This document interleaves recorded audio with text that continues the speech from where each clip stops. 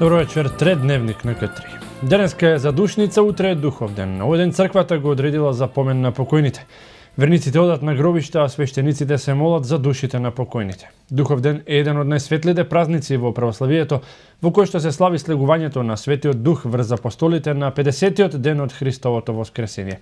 На задушница верниците ги посетуваат гробиштата и носат исклучиво вино и пченица. Преку молитвата ја искажуваме почита кон нашите блиски, вели отец Игор Здравковски. Денеска и утре верниците се сеќаваат на своите починати, но како треба да ги спочитуваме нашите блиски кои не се веќе со нас, објаснува свештеникот Игор Здравковски. На гробишта се оди дење и се носи исклучиво вино и пченица. Ништо друго не треба да се носи на гробиштата. И денеска на градските гробишта во Куманово имаше малку верници кои му дадоа почит на своите блиски. Духов ден или Дуов ден е христијански празник во Македонија, наречен уште и Педесетница. Тој е еден од најрадосните и најсветлите празници во православието, во кој се слави слегувањето на Светиот Дух врз апостолите на 50-тиот ден од Христовото воскресение. Овој настан представува исполнување на старозаветните месијански пророштва. Прво треба да ни е јасно дека ова пракса е кумановско. Значи, околината само во Куманово го прави тоа. Значи, не е за православието тоа нешто белек. Јас сум слушнал луѓето како толкуваат, бидејќи во црква не може да се најде толкување за тоа што представува. Вела дека духовите на умрените шетале. Значи, ако во недела и понеделник е духов ден, празник посветен на третото лице Света Троица, на Светиот Дух, бидејќи се крстиме во името на Отецот, Синот и Светиот Дух, ние објавуваме, односно прославуваме едно објавување на Бога дека ни се објави во три лица. На Педесетница, на Духов ден, Христос како што вети им го испрати на апостолите Светиот Дух, благодатта која што менува и осветува. Што значи воопшто нема врска Духов ден со духовите на умрените. За душница си е празник, нели во сабота се излегува, се прави помен, се молиме за умрените. Инаку сосема погрешно е да се излегува навечер, да се јаде, да се пие. Секој од тие луѓе верувам дека ќе преминат во некои теми кои што немаат врска со умрениот. Значи, од една страна одат заради тоа што наводно сите тоа го прават и срамота е гробот да биде празен. Педесетницата се нарекува уште и крај на празниците, ден преку кој се довршува историјата на спасението остварено преку Исус Христос. Токму поради тоа што православното учење како една службата на месиите го назначува токму крстосувањето на Светиот Дух, односно неговото излевање врз човештвото. Правиме спомен за Христа, лебот и виното се осветуваат и ги принесуваме, нели како што еднаш беше Христовата жртва принесена, правиме како што рече Христос во негов спомен до крајот на векот и на тој начин празнуваме. Светиот Дух бил даруван на првата апостолска заедница и преку него тие биле дарувани со се она што било потребно за христијанскиот организам, проповедањето на Евангелието, светите тајни, харизмата и ѓаконството. Куќата во која тие пребиваат еднодушни одеднаш е исполнета со шум од небото, сличен на силен ветер, а разделени јазици како огнени се спуштаат врз секого од учениците. Од ова тие се исполнуваат со Дух Свети и почнуваат да го благовестат Евангелието на разни јазици, онака како што Светиот Дух им давал да изговараат.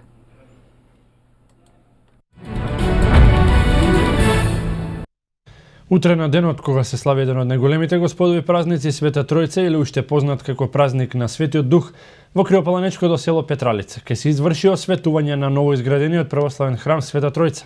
Чинот на осветувањето ќе го изврши архиепископот Охридски македонски господин Стефан во сослужение со митрополитот Кумановско-Осоговски господин Јосиф во 12 часот.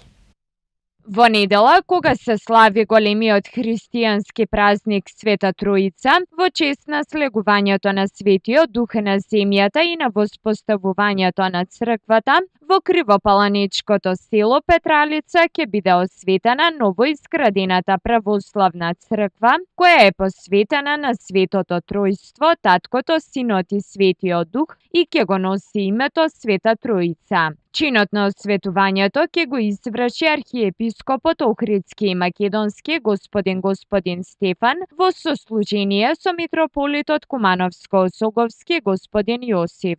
Богатата културно-уметничка програма по повод отворањето ќе биде збогатена со настапот на хорот Света Злата Мегленска. Комплетната изградба на Божиот храм во село Петралица е донација од ктиторите, семејство Карамфиловски и семејство Јакимовски, кои изградбата со своји средства, голема верба, љубов и посветеност ја завршија за неполна година од денот на осветувањето на темелите. Со дозвола од Кумановско-Осоговскиот митрополит господин Јосиф и местната заедница, храмот е изграден на местото викано Кутлев крст, каде бил поставен крст уште пред Првата светска војна. Ова место служело за годишни народни собири на Духовден, кои не се одржуваат веќе деценија наназад. Храмот Света Троица од страна на ктиторите е изграден во чест на предците кои живееле тука, а со цел ова место повторно да заживее, да биде символ на возобновувањето на сплотеноста на верниците, но и на минувачите кои тука ќе најдат духовен мир и исконска убавина. При изградбата користени се врвни градежни материјали, а звоното за камбанаријата е лијано во Италија и тежи 180 кг. Осветувањето на црквата ќе биде од отворен карактер и по тој повод организаторите ги покануваат сите верници и воопшто сите заинтересирани да присуствуваат на овој свечен чин во недела 31 мај, точно напладне. Промената на климатските фактори ја наметнува потребата од сериозна заштита на житните култури. Сега имаме ситуација кога во производството мора да се изврши интензивна хемиска заштита против фолиарните болести. Но проблем не се само климатските фактори, тука се и навиките на земјоделците, повеќе годишното одледување на една иста култура, која само ги повикува штетниците кои пречат и ги намалуваат приносите. Затоа ресорното министерство, користејќи средства од ИПАРД програмата, ги обучува земјоделците да ги заштитат житните култури. Како да се спречат болестите кај пченицата и јачменот, кои се причините поради кои се јавуваат и најважно како да се сопрат, а со тоа и да не се направи штета на приносите, беа темите на кои се обучуваа земјоделците од Кумановско. Во последниве години се јавуваат штетници и паразити кои во минатото биле нетипични за македонска почва, што се должи на неколку фактори, пред се на климатските промени, особено на влажните периоди кои ја зафатија државава. Болести кои што во минатото во Македонија се јавуваа спорадично и не представуваа буквално никаков проблем, нити пак предизвикуваа некои позначени штети. Во последните 3 до 4 години се јавуваат со многу силен интензитет и навистина негативно влијаат врз развојот и врз приносот на самите жита. Промената на климатските фактори ја наметнува потребата од сериозна заштита на житните култури. Сега имаме ситуација кога во производството мора да се изврши интензивна хемиска заштита против фолиарните болести, беше речено на денешната обука. Но проблем не се само климатските фактори, туку и навиките на земјоделците, како што е повеќе годишното одгледување на една иста култура, која само ги повикува штетниците кои им пречат на културите и се хранат со нив. Монокултурно одгледување на растенија. Тоа значи дека на една иста површина нашите земјоделски производители од повеќе причини, објективни, субјективни, како сакате да го кажете, се повеќе и се на поголеми површини одгледуваат житни растенија повеќе од една година на исто место. Значи, ако едно исто растение долго време одгледувате на исто површина, а е тоа многу пати застапено, тоа предизвикува мултипликација на нивните паразити. Во рамки на проектот издадени се брошури во кои се објаснети 18 болести, кои што се достапни во печатено издание за земјоделците, но достапни се и во дигитална форма на повеќе институции, меѓу кои на Министерството за земјоделство, шумарство и ветеринарство. Предавањата за земјоделците се дел од проектот за безбедна храна. Проектот е веќе година дена со активности кои се првенствено, значи рекловме, наменети за јакнење на капацитетите на нашите институции, меѓутоа имаме и вакви локални активности, вакви средби со земјоделците имавме во Ресен, имавме претходно во Велес, се планираат активности исто така во Тетово и во Берово до крајот на проектот, кои ќе бидат наменети баш само за земјоделците. Во проектот вклучени се Агенцијата за храна и ветеринарство, Државниот инспекторат за земјоделство, фитосанитарната управа и фитосанитарната лабораторија. Дневна опасност по Кумановските улици поради необележаните пешачки премини. Недостигот на хоризонтална сигнализација во овој град го отежнува, воедно и дополнително зголемува сообраќајниот хаос. Од локалната самоуправа информираат дека хоризонталната сигнализација ја обележуваат 2 пати во годината, во јануари и септември, но додадоа дека се уште не е започната тендерска постапка. Пешачките премини на кумановските улици се избледени или ги нема. Граѓаните се загрижени за својата безбедност како возачи, но и како пешаци, бидејќи на многу места во градот нема обележани пешачки премини, испрекинати коловозни линии или стрелки за одредување на правецот на движење на коловозна лента. Кумановските сообраќајници се небезбедни, особено за децата, се жалат граѓаните. Општа опасност е за секого, необележен пешачки премин, нерегулирано семафори, тоа е општа опасност на секого. Вие се плашите за вашата безбедност? Па наравно. На секаде поминувам, не знам кај е пешачки премин. Тука моментално нема, али вајде ќе ги обноват. Да, тука вајде ќе ги обноват.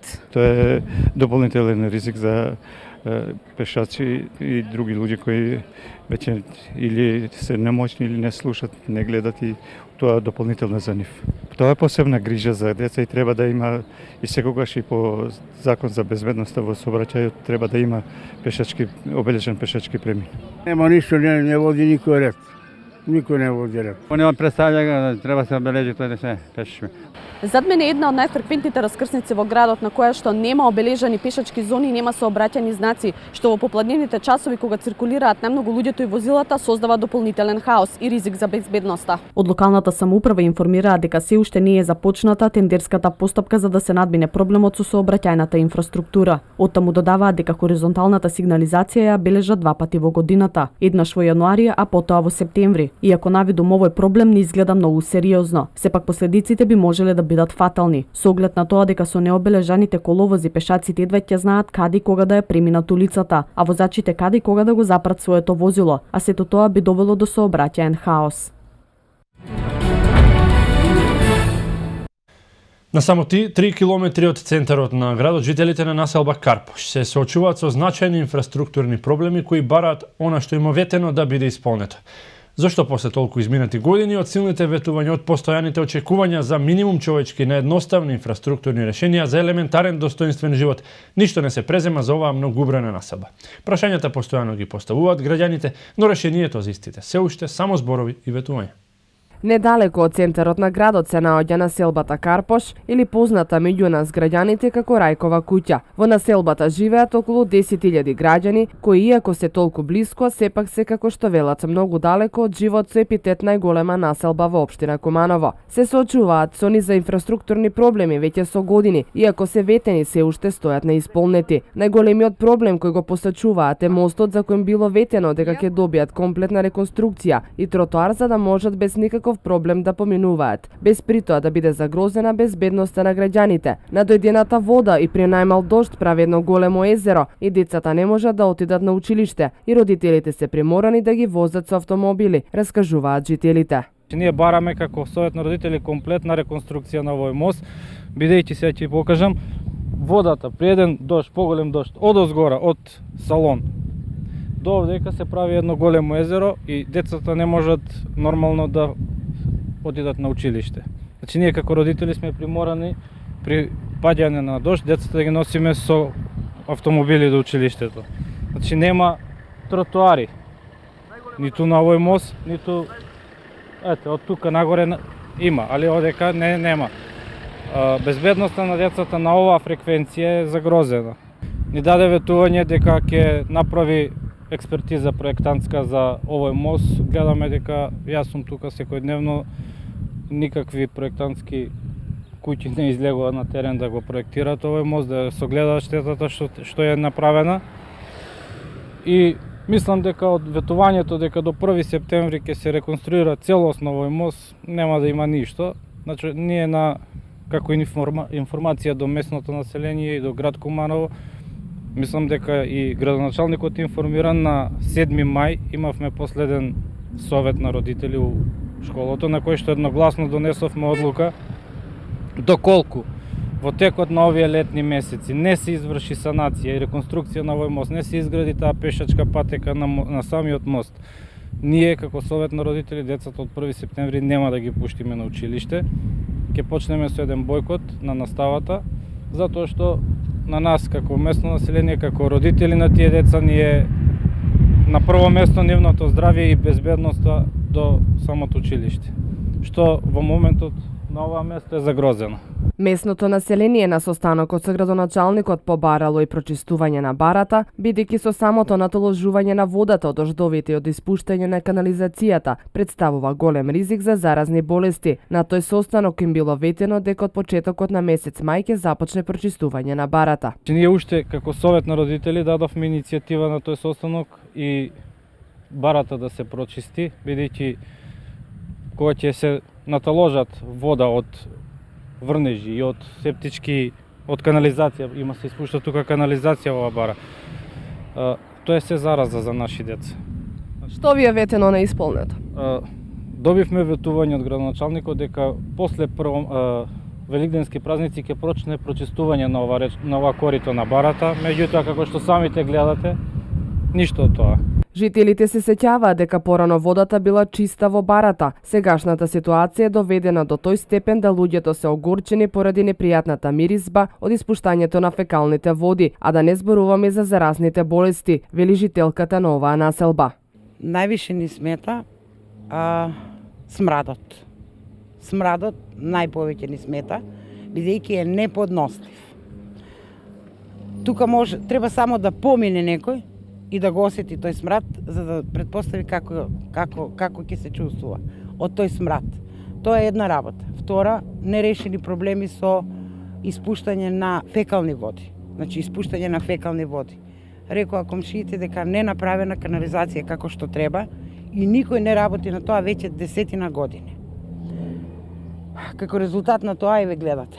Запушување на барата, запушување доле на мостот, жаби, змии, смоци, не знам уште што. Доколку по патот продолжите ќе ја видите најголемата улица број 150. Голем проблем за местното население на ова улица веќе подолго време е тоа што им е ветено дека улицата ќе им биде асфалтирана и ќе имаат улично осветлување, за кое уредно се ги плаќаат сметките за да им биде осветлена улицата, но и понатаму до ден денеска тие поминуваат низ мрак. Проблем првенствено за нашите деца. Увек кога има кишовито време, деца се дави у воде и у кал. Друго, кова што имамо ми овдека, пошто смо многу далеко, све е искршено. И увек смо у кал и у прашину. На кој век живимо, молим те? Овој улица да не се прави толку години. Ово е све дупке, овдека нема га нигде у ниедно село, како у нашу улицу 150. Погледнете сами, снимите дека е све у дупке. Па овој со спунјенице и со свак за себе пред врата не иде. Улица, како што го видите, не е како треба. Прво и основно, сви на авто имамо веќином, плаќаме осигурање за авто и за пут се наплаќа, а од тој ништо, значи, толку години се плаќа, а ништо, ни да се дојде да каже некој да преземе нешто за да се направи. Значи, нема ништо од тој. Друго, улично светло, значи, не е една сијалица, него су 10 сијалице, пријавено е, значи, у февруар месец, ќе дојде за 2 дана. Пред месец дана нема никој. Сега пријавено е пред 5-6 дана, исто па. Значи, ќе дојдемо за 2 дана, нема ги. Сега обојаги тендер немале за сијалице да набавив, требале сијалице да набавив. Докад ќе ги набавljав тие сијалице, а значи сметка како сметку си доваѓа на плаќа се, значи по 140 денара осветление, а светло немамо. Да не ја заборавиме и најфреквентната улица 100, која всушност е стариот пат за Крива Паланка. Истата во април дела е реконструирана, но не целосно. Во делот од местото Салон до населено место Ливада број околу 60 домаќинства и 70 викенд куќи. Има 45 ученици во основно образование и 20 кои учат во средните училишта и на факултети. Улицата е целосно ископана со огромни кратери од дупки. Побарано е од општината ветената нејзина реконструкција. Во ова населено место се уште нема канализација, кој иста така одамна е ветена. Како прво, наша населба немаме пат. Значи, патната мрежа што е била од порано, таа е уништена. Повеќе време имаме доставувано, значи, писмени барања до општината, до градоначалникот. Пред 2 години бевме лично кај него, даде ветување дека патот ќе биде направен, ќе ни даде помош, зашто и ние обеќавме дека ќе собереме некои средства за да биде направен тој дел од патот што е оштетен. Тоа тогаш го правиме муабет и после така и остана. Вие сигурно имате дојдено по неа и сте забележале, има дупки, значи по 30-40 сантини кратери. Пред околу месец и пол пуштија направија некоја поправка, санација на патот, ама тоа се направи до центарот на селото. Нагоре дупките останаа, значи не ги ни санира, не ги подполнија. Значи патот е 100% уништен. Нас воопшто градоначалникот не заборави како луѓе дека живееме тука. Вода со своји лични средства изградивме водовод и сега водата некогаш има, некогаш нема. Иначе базенот тука е до нас, значи, во близина, ама од кои причини ја сопираат водата не знаеме. Покрај сите овие проблеми, никој не ни помислува на градинката, која им била ветена во предизборната кампања и се уште стои нереализирана, додава Славковски. Јас како председател на совет не сум запознаен дека ќе почне изградба, значи тоа се само ветувања предизборни во некои предизборни кампањи. Имаше, не знам колку знаете, имаше изградено и пуштено во употреба градинка во населба Карпуш во пределот на касарната доле. Меѓутоа, после смена на тогашната власт, дојдоа други, градинката за месец дена се затвори. Штета е колку голема населба да нема една таква установа. Надежта е единственото нешто што никој не може да го одземе на овие луѓе, но таа е кревка, тогаш кога изидува трпението. Да се надеваме дека наскоро очекувањата ќе се реализираат и ќе разговараме за поведри теми. Куќата на кумановскиот народен херој Христијан Тодоровски Карпош, што се наоѓа на истоимената улица во Куманово, е споменик на културата заштитен со закон од 1976 година. Овој историски значаен објект денес го нема некогашниот сјај, кога бил место за бројни посетители од целата држава, но и надвор од неа. Во Куманово на улицата Христијан Тодоровски Карпош се наоѓа и спомен куќата на овој народен херој во која е сместена историска поставка од народно-ослободителната борба. Поставката е од особено значење бидејќи содржи разни документи, оружје, фотографии и други експонати од овој период. Некогаш овој историски споменик на културата бил постојано посетуван од учениците, од војниците, од разни делегации од земјава, но и надвор од неа. Но во денешно време објектот е сосема запоставен, а ретките посетители доаѓаат еднаш годишно, велат граѓаните кои живеат во непосредна близина на Карпошовата куќа. Некогаш ова беше вистинско место каде што се доведува младите луѓе да одадат почит и признание на луѓето кои што направија многу за оваа држава, првенствено да имаме независна и слободна демократска држава. Денеска, како што и самите гледате, за жал објектот е целосно запуштен. Имаше од училишта, од војска повише доаѓа со училишта, доаѓа со на секој празник, имаше и туристи. Отворено е било, доаѓале со странци, ученици со овој да изгледа, да направи увид. Овој сега у задње време, жали Боже. Куќата на Карпош е споменик на културата заштитен со закон од 1976 година. Денеска таа е видно оштетена од графити нанесени со спреј. Дворот е полн со ѓубре и обраснат со трева, а за тоа никој не се грижи. Се жалат граѓаните од оваа улица, кои се принудени сами да ја косат тревата, плашејќи се за безбедноста на своите деца, кои си играат во близина на куќата. Порано беше многу убаво. Беше средано, беше све, им доаѓа све луѓе од државска. Сега моментално никој не го држи. Сега за сега никакво стање, гледате како е. Запустено, цело. Имаше и преклани, имаше и змија овдека. Пред некој празник доаѓате еден ден пред празник, малку толку, ви честуваме го малку и после цела година цело затворено. Ми самте чистиме ово, колку ѓубре има, колку никој не доаѓа да ga посети. Никој. Ѓубрето тамо позади има камион да се були. Овие тополи. Што ти треба тополи овде сред град? Овие листи, све пада. Кад пада, ѓубре со камион. Никој не доаѓа.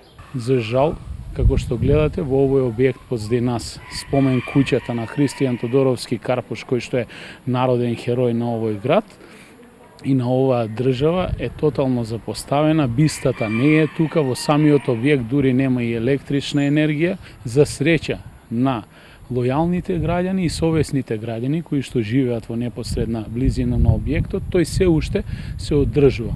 И покрај се, граѓаните сметаат дека овој објект може да го врати некогашниот сјај и предлагаат спомен куќата да биде отворена барем 2 пати неделно за сите кои сакаат да ја посетат и да ги видат вредните предмети што се наоѓаат во неа, а дворот со редовно одржување и посветеност да се направи како вистински мал парк во кој луѓето ќе уживаат.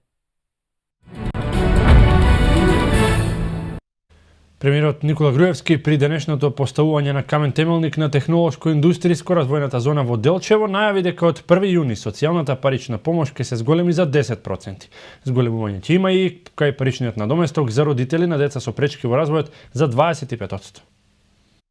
Зголемување на социјалната помош и надоместокот за деца со пречки во развојот најави премиерот.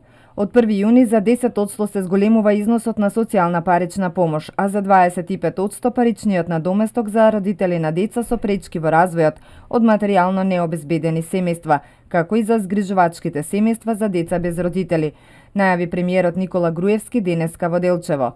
Во програмата имавме ветено зголемување на социјална парична помош од 5%, но пред 3 месеци донесовме решение да се зголеми социјалната и парична помош за 10% од 1 јуни годинава, а корисниците да ги добијат средствата во јули. За 25% ќе порасне надоместокот за згрижувачките семејства, за деца без родители и за родители кои имаат деца со пречки во развојот од материјално необезбедени семејства. Нивното зголемување исто така ќе почне од јуни, а ќе биде исплатено на почетокот на јули, рече премиерот Груевски во одговор на прашање по поставување камен темелник на технолошко-индустријска развојна зона Делчево. Македонија е лидер во Европа според бројот на ново создадени работни места од страна на странските инвеститори во 2014 година. Според овој извештај, во 2013 во земјава имало 1156 новоотворени работни места од страна на странски инвеститори. Бројката во 2014 изнесувала 5020, што ја прави Македонија магнет во привлекувањето странски инвеститори кои отвораат нови работни места. Македонија е лидер во Европа според бројот на ново создадени работни места од страна на странските инвеститори во 2014 година. Според извештајот на реномираниот Ернест енд Јанг, Македонија лани имала за 223% повеќе новоотворени работни места од страна на странските инвеститори споредено со 2013. Следна на табелата е Словачка, која има двојно помал раст од Македонија, 128%. Србија лани имала пат од 58% од бројот на новосоздадени работни места. Според овој извештај, во 2013 во земјата имало отворено 1156 нови отворени работни места од страна на странските инвеститори. Бројката во 2014 изнесувала 5020, што ја прави Македонија магнет во попривлекување странски инвеститори кои отвараат нови места. Според овој извештај, 2014 година била рекордна по странските инвестиции воопшто во Европа. Тоа значи дека Македонија е земја која најдобро ги искористила можностите за да профитира од странските инвеститори. Ернест енд Јанг анализирала 43 држави во Европа. Бројот на проекти во нив е зголемен за 10% или отворени се 4341 нови проекти кои помагаат да бидат отворени 185.583 нови работни места или близу 20.000 повеќе од 2013. Според политиките за привлекување странски инвестиции, земјава стана пример во регионот. Другите држави прават обид за копирање на овие политики. Тоа неодамна го призна и српскиот премиер Александар Вучич, кој изјави дека неговата влада ќе учи од македонската. Го почитуваме тоа што се работи во Македонија на економски план и привлекувањето странски инвестиции, особено економските чекори што ги презема македонската влада, кои представуваат пример за нас и учиме од нив. Се надевам дека некогаш и Македонија ќе учи нешто од Србија, изјави Вучич. Трендот на раст на новосоздадени работни места од страна на странските компании ќе продолжи годинава. За сега известно е дека најмалку 6 нови компании ќе почнат со работа во наредните месеци, а уште десетина инвеститори градат нови објекти во зоните низ државата.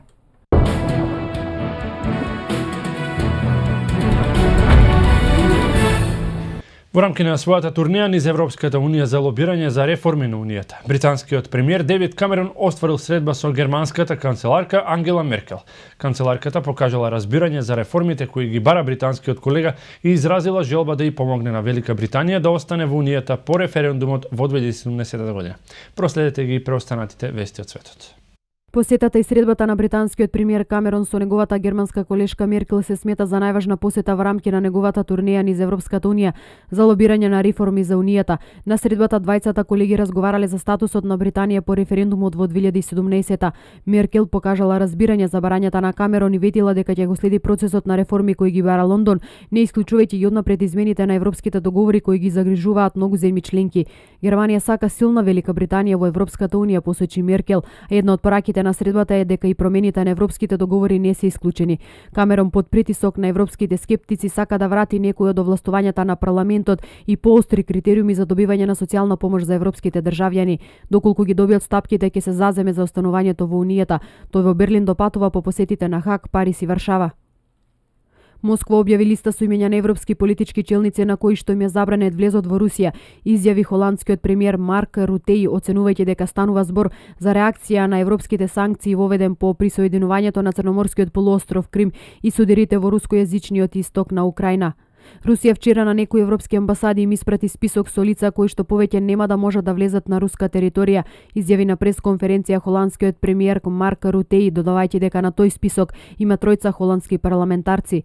Москва со листа од 80 до 90 имиња ја објавува како одговор на санкциите и забраната за влегување на европска територија за политичари од Русија и проруски од Украина, како и за високи представници на руските компании, откако во март 2014 година Црноморскиот полуостров Крим, на кој доминантно руското и рускојазичното население, изгласа преку референдум враќање на автономијата укината од украинските власти и присоединување кон Руската Федерација. Западот ова го смета за нелегално руско анкетирање на украинска територија, а исто така ја обвинува Русија за незината наводна улога во конфликтот во рускојазичниот исток на Украина.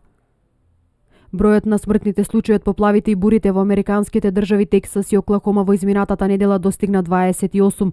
Во Тексас животот го загубија 24 луѓе, додека во Оклахома 4. 12 луѓе во Тексас се водат како исчезнати. Поројните дождови продолжија и вчера, поради што продолжува и евакуацијата на локалните жители во неколку места во државата. Општините во Тексас доживеа уништување, материјална штета и, што е најтрагично, губење човечки животи поради тешките временски услови, изјави гувернерот на Тексас Грег Абот. Американскиот председател Барак Обама синоќа потпиша председателска декларација за помош на Тексас поради невремето.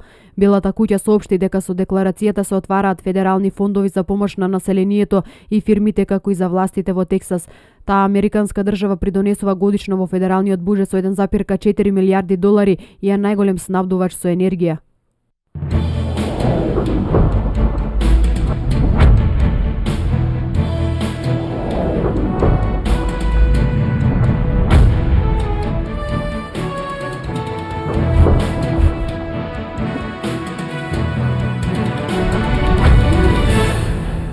МЗД Скопје ја искористи предностот домашен терен за да стигне до прва победа во големото финале со Куманова. Надпревар во кој избраниците на Алеш Пипан ја контролира играта од првата до 47 минута за конечни 94-79.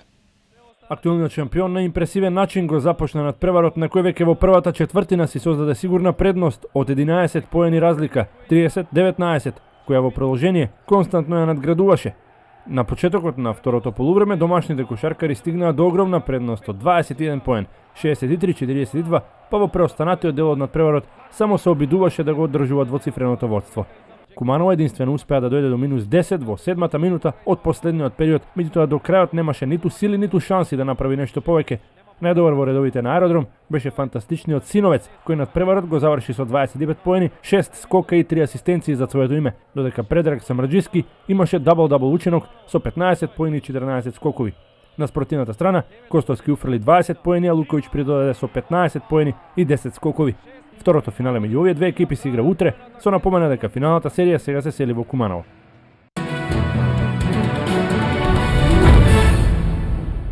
Со полуфиналето меѓу Барселона и Киелце во Ланксес арена во Келн тргна шестиот Final Four турнир во Лигата на шампионите. Во вториот меч за место во финалето се надпреварува Кил и Веспрем. Барселона ја оправда фаворитската улога во дуелот со Келци и со победата од 33-28 обезбеди ново финале на Final Four завршниците на ракометната лига на шампиони. Македонскиот репрезентативен предводник Кирил Лазаров повторно беше еден од најзаслужните за важната победа на каталонците, постигнувајќи 7 гола, само еден помалку од најдобриот стрелец на Барса Никола Караватич. Лазаров имаше и неколку важни асистенции, па утрек има можност да ја освои својата прва европска титула со шпанскиот шампион. Барселона на полувреме водеше со 16-14, додека по предност од 19-14 следуваше серија на Келци и 10 минути израмниот надпревар за во завршницата расположениот Даниел Шарич со неколку одбрани да им помогне на соиграчите да стигнат до солидна предност која што резултираше со победа. Веспрем со 31-27 го победи Кил во второто полуфинале од Лигата на шампионите и утре токму против Барселона ќе се бори за големиот трофеј. Кил тргна одлично, имаше предност и од 3 разлика во еден дел од првото полувреме, но таа брзо беше стопена, па на одморот се замина со нерешен резултат. Во вториот дел блескаше голманот Алилович, кој им беше силен ветер во грбот на ракометарите на Веспрем, кој доминира во текот на вториот дел и на неколку минути пред крајот го решија победникот. Илич со 8 погодоци беше најефикасен во редовите на Веспрем, Палмарсон од Кил имаше еден погодот повеќе од него. Правдата во овој дуел ја делеа македонските судии Славе Николов и Ѓорги Начевски, кои одлично си ја завршија работата. Утре со почеток од 18 часот Барселона и Веспрем ќе играат во големото финале од Лигата на шампионите.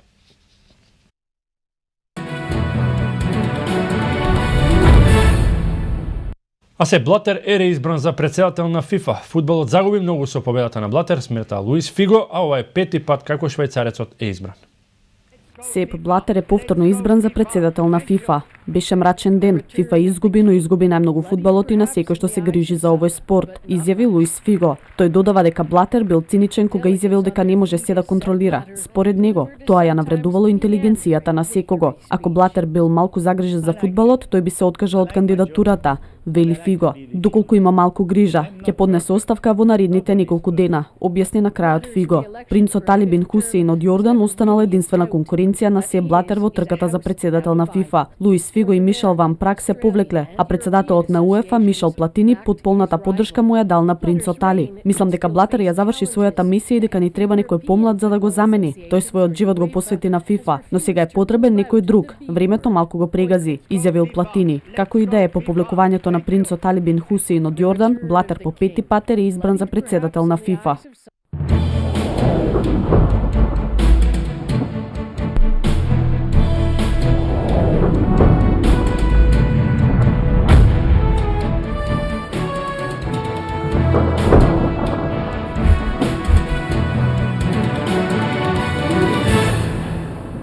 Времето во Македонија беше сончево и малку потопло, преку денот дуваше слаб, а наместо умерен ветер од променлив правец. И утре се очекува претежно стабилно суво и потопло време, а од средината на наредната недела ќе продолжи затоплувањето, ново попладневните часови ќе има почеста појава на поран дожд со грмеши. Следува метео.